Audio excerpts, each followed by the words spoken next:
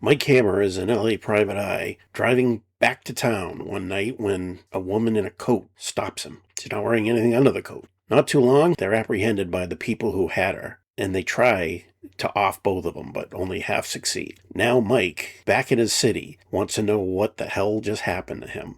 Kiss Me Deadly is based on a Mickey Spillane novel. The movie makers wanted to do to mock the character and put him down.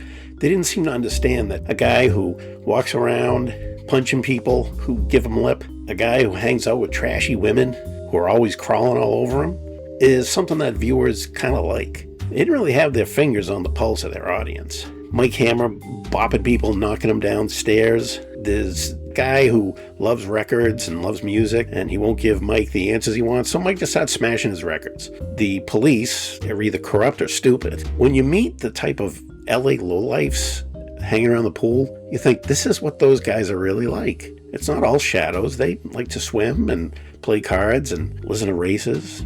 Kiss Me Deadly is one of the strangest novel adaptations in Hollywood history.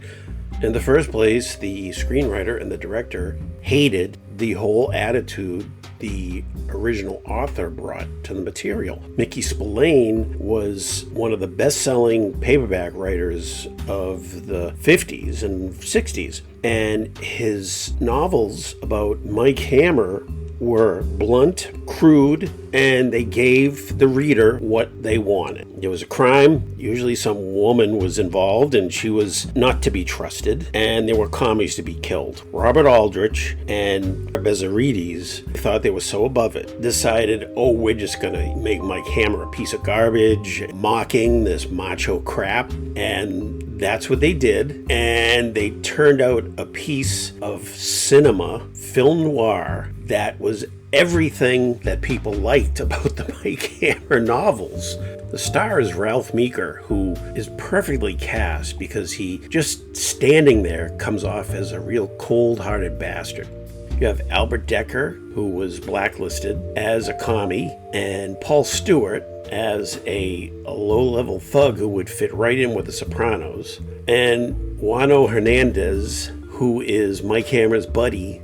Vroom, vroom. He's very much into cars. When he's killed, that's the only time that Hammer actually seems to respond as a human being. Aldrich was known for his blunt, violent, hard-edged movies. The Big Knife, The Dirty Dozen, and Whatever Happened to Baby Jane. He's considered a maverick, but he cranked out pretty good Hollywood flicks too. Ernest Laszlo's fine black and white photography shows Hammer going through a literal maze trying to figure out what's going on with this woman who he tried to rescue, who ended up dead, and why she was connected to what turns out to be a very big what's it in a box, which Quentin Tarantino used in Pulp Fiction with less specificity. He's just kind of curious. And then he meets Lily Carver, who is connected to Cloris Leachman's character. She's very slippery.